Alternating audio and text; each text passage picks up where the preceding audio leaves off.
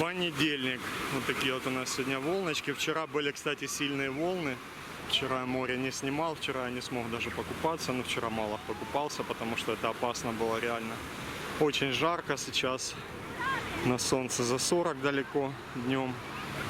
И люди все больше выходят, ну кто не отельные, конечно, местные стараются выходить.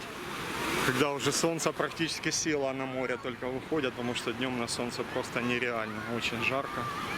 Температура воды 29, 28, от 28,5 до 29 по разным районам Алании. Вода теплая, волны сегодня, да,